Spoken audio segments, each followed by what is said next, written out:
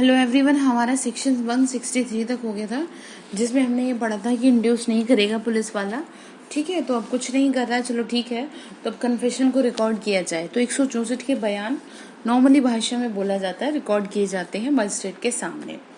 अब एग्जाम के point of view से ध्यान ये रखना है कि सेक्शन 164 खाली कन्फेशन की बात नहीं कर रहा, वो स्टेटमेंट की भी बात कर रहा है, recording of confession and statement.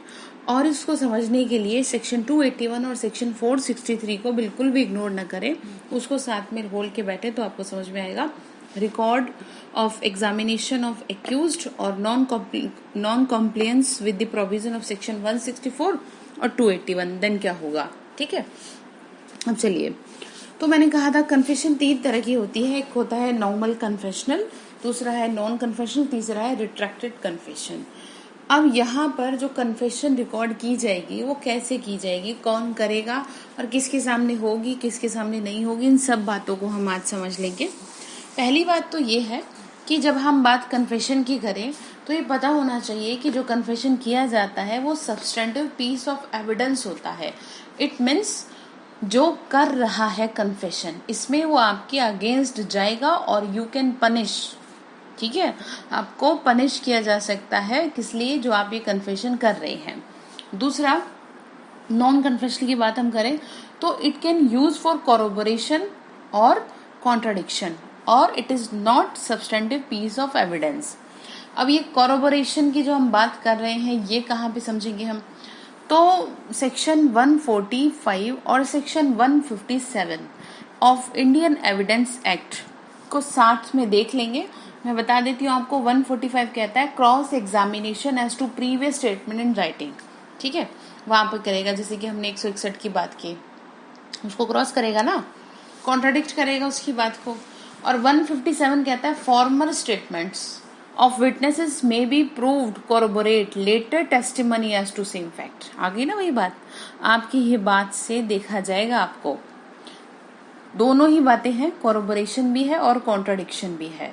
तो ध्यान रखेंगे जब नॉन की बात आ जाए तो नॉन का मतलब क्या है कि वो सब्सटेंटिव पीस ऑफ एविडेंस नहीं है, ध्यान रखने के लिए ये बात है।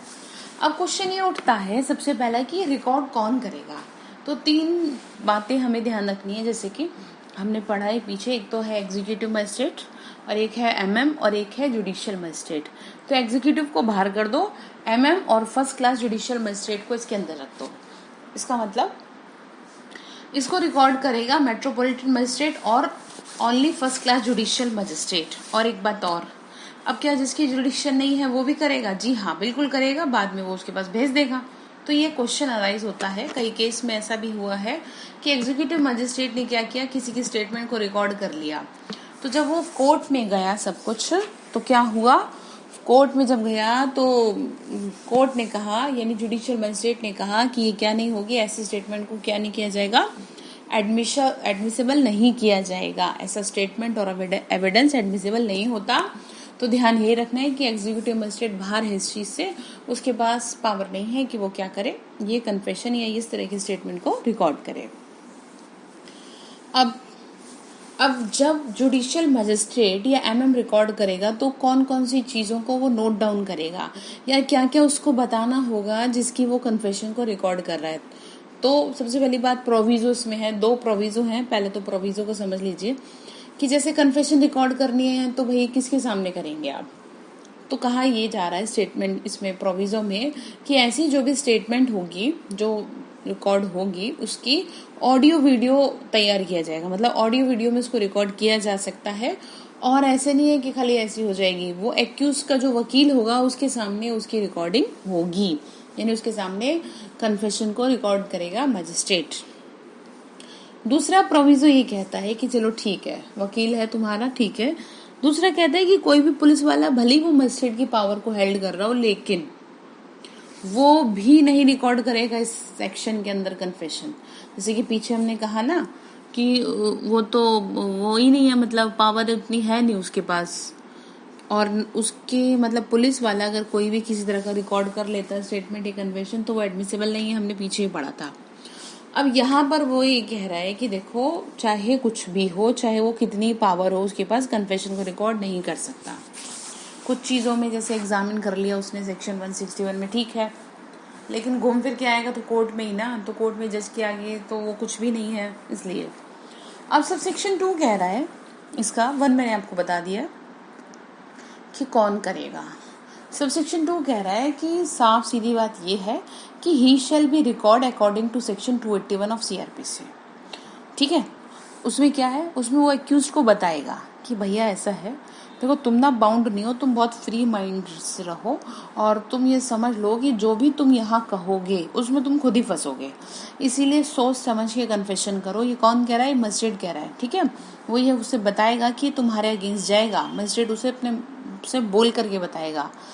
और फिर क्या होगा, फिर अपने को, फिर मजिस्ट्रेट को लगता है ठीक है ये सेटिस्फाई कर लेगा वो खुद को, कैसे, उसको देख करके उसकी बातों से वो जो बोल रहा है तो जुडिशियल माइंड अप्लाई करके अपने को सेटिस्फाई करेगा, तो उसे समझ में आएगा ठीक है ये अपनी इच्छा से कर रहा है कन्फेशन, तो ठीक है करो अब। तो पहली बात तो ये हो गई सबसेक्शन 2 की। सबसेक्शन 3 कह रहा है कि देखो ऐसा है, एक बात और, अगर एक्यूज स्टेटमेंट नहीं देता तो मजिस्ट्रेट क्या करेगा? डिटेंशन को ऑथराइज नहीं करेगा। इट मीन्स पुलिस कस्टडी में, अगर पुलिस कस्टडी में उसको नहीं रखेगा, अगर वो इंटरेस्टेड नहीं है बताने के लिए, कहने के लिए, तो उसके अगेंस्ट किसी तरह की कोई प्रोसीडिंग नहीं होगी। तो भाई क्योंकि हमने उसे ऊपर बता दिया ना सबसेक्शन 2 में, भाई आप फ्री हो, सोच समझ के बोलना। सबसेक्शन 4 कह रहा है कि 281 के बेस पे क्या करेगा, वो एक रिकॉर्ड तैयार करेगा जिसे हम नॉर्मल भाषा में मेमोरेंडम कहते हैं। उस मेमोरेंडम में क्या क्या होगा वो सारी चीज़ें लिखेगा, बताएंगे अभी इसमें आगे। कन्फेशन को और उसका एक फुट नोट तैयार करेगा। क्या लिखेगा उसमें कि मैंने उसको सबसेक्शन 2 में जो भी कुछ डिफाइन है वो सारी बात बता दी है ऊपर जो हमने समझी है, और ये जो कन्फेशन कर रहा है ये मेरे सामने कर रहा है, यानी मजिस्ट्रेट खुद बता रहा है लिख करके कि ये सारी कन्फेशन मेरे सामने कर है और ये ओपन कोर्ट में किया जाएगा। ऐसे नहीं है उसे अंदर ले जाए कमरे में, लेकिन कुछ केसेस में ऐसा हो जाता है, जैसे कि रेप केसेस में ऐसा हो जाता है, बच्चों के केसेस में ऐसा हो जाता है, क्योंकि कई बार कंफर्टेबल नहीं होती जो विक्टिम होती है। तो इतनी बात हो गई। फिर क्या कहा कि ओपन कोर्ट में किया जाएगा और उसके बाद अपने साइन कर देगा उस फुट नोट के नीचे। तो ठीक है, दूसरा, तीसरा, चौथा, 4 हमने समझ लिया इसमें। अब आता है सबसेक्शन 5। अब सबसेक्शन 5 में ध्यान रखना है हमें ये कि यहाँ पर क्या हो रहा है। यहाँ पे कोई भी स्टेटमेंट अगर है लाइक नॉन कन्फेशनल है और वो रिकॉर्ड किया जाएगा, तो जैसे इसमें बता रखा है और जो एविडेंस रिकॉर्ड करने का सबसे बेस्ट वे है कि वो क्या है, मजिस्ट्रेट के ओपिनियन में होगा। और मजिस्ट्रेट के पास क्या है, मजिस्ट्रेट के पास पावर है, magistrate have power to administer oath to the person, जो स्टेटमेंट दे रहा है उसको क्या करेगा, ओथ दिलाएगा, शपथ दिलाएगा, उसके पास पावर है। ध्यान ये रखना है, यहाँ पर कन्फेशन नहीं है, यहाँ स्टेटमेंट है, यही लिखा है, आप देख लीजिए। स्टेटमेंट की बात कर रहा है ना, देखो ये रहा, any statement other than confession made in subsection 1 shall be record in such manner hereafter provided for the recording of evidence opinion magistrate के, वही लिखा है। देखो लास्ट की लाइन देख लो, magistrate shall have power to administer oath to the person who statement is so recorded. तो subsection 5 statement की बात कर रहा है। अब सबसेक्शन 5 क्या कह रहा है, सबसेक्शन 5 जो है वो 2013 यानी 2013 में क्रिमिनल अमेंडमेंट के थ्रू उसको जोड़ा गया है, जो वुमेन के अगेंस्ट ऑफेंस की बात करता है कि जो वुमेन के against 354 A B C D 376 से ई तक और 509 रिकॉर्ड करेगा उसमें। ठीक है, उसका स्टेटमेंट लेने के लिए फिर क्या होगा, मजिस्ट्रेट किसी प्रोवाइजो, फिर मैं आगे प्रोवाइजो पढ़ रही हूँ, इतना तो हो गया ना। देखो, as soon as commission of the offence is brought to the notice of the police, ये सबसेक्शन 5A में पढ़ रही हूँ, जो कि मैंने आपको बता दिया किस तरह से उसकी रिकॉर्डिंग वो होगी। अब इसका प्रोविजो कह रहा है कि मजिस्ट्रेट क्या कर सकता है, अगर नॉर्मल भाषा नहीं समझ में आ रही कि उसको जो कन्फेशन देना चाह रहा है, तो वो क्या करेगा, किसी इंटरप्रिटेटर और स्पेशल एजुकेटर की हेल्प ले सकता है। क्यों? क्योंकि वो पर्सन जो बोलना चाह रहा है वो फिजिकली या मेंटली डिसेबल है। अगर उसकी बात में एक्यूरेसी ना हो, जैसे नहीं बोल पाते कई बार, और बहुत सारी चीज़ें मैटर करती हैं, खाली यही नहीं है। तो इस वजह से ऐसा लगता है तो वो इसलिए वो हेल्प लेगा, और जिसके अगेंस्ट ऐसा हुआ है उसकी स्टेटमेंट को रिकॉर्ड किया जाएगा। और इम्पोर्टेंट बात यहाँ ये है कि जो भी वो कुछ कहेगा वो एग्जामिनेशन इन चीफ होगा under section 137 of Indian evidence act. Clear? उसका दूसरा प्रोविजो कह रहा है कि उसकी वीडियो फिल्म भी तैयार की जाएगी, जो भी वो स्टेटमेंट देगा, जो भी कुछ होगा, मतलब ठीक है, यही लिखा है। Provided further that if the person making the statements temporarily और परमानेंटली, मेंटली और फिजिकली है, तो मैंने पढ़ दिया ना, तैयार करेगा उसकी वीडियो फिल्म भी, उसकी वो पूरा बनानी पड़ेगी ना। इसका बी कह रहा है कि जो स्टेटमेंट रिकॉर्ड किया गया है इसमें उसको वही है section 137 of Indian evidence act में क्या माना जाएगा, एग्जामिनेशन इन चीफ, और उसे क्रॉस एग्जामिन भी किया जा सकता है। किसके थ्रू होगा? अगेंस्ट पार्टी के थ्रू होगा। अंडरस्टूड है अपने आप में। सबसेक्शन 6 कह रहा है कि जैसे कि मैंने आपको स्टार्टिंग में बता दिया कि एमएम और जुडिशियल और फर्स्ट क्लास जुडिशियल मजिस्ट्रेट, अगर जुरिडिक्शन नहीं है इनमें से किसी ने कर दी है तो जिसकी जुरिडिक्शन है और जो रिकॉर्ड की है उन्होंने कन्फेशन, वही उसके पास भेज देंगे, काम खत्म। इतना काम करेगा कौन? मजिस्ट्रेट। 281/463 को बिल्कुल भी ना भूले। अब मैंने एक लास्ट बात कही थी, रिट्रैक्टेड कन्फेशन क्या होती है। रिट्रैक्टेड का मतलब होता है अपनी बात से मुकर जाना, और इस तरह की नॉर्मली अगर देखा जाए तो वो एडमिसेबल नहीं होती, लेकिन अब एडमिसेबल होती भी है तो वो कहाँ होंगी वो ध्यान रखना है। पहली बात तो ये है, कई केसेस में डिसाइड हुआ है कि अगर किसी ने ऐसा किया है तो कोर्ट उसकी कन्फेशन को इनवॉलेंटरली नहीं मानेगा। और दूसरी बात ये है, मतलब आप पहले कुछ कह रहे हो बाद में कुछ कह रहे हो, मतलब पलट रहे हो आप अपनी बात से, फिर क्या होगा, कैसे करेंगे आप उसका कन्विक्शन? ऐसी बातों पे कैसे किसी पे भरोसा किया जाए? तो कोर्ट ने ये कहा कि देखो ऐसा है, अगर उसकी जो कन्फेशन है, जो वो कह रहा है, वो और चीज़ों से कोरोबोरेट हो जाती है, अगर और चीज़ों से अगर कोरोबोरेट हो जाए और चीज़ों से उसका मतलब कोई प्रूफ भी मिल जाता है, प्रूफ हो जाती है और चीज़ों से, तो भले ही वो क्या कर गया, पलट गया, मुकर गया, तो भी सज़ा हो सकती है अगर कोरोबोरेशन हो जाता है और चीज़ों को लेकर के।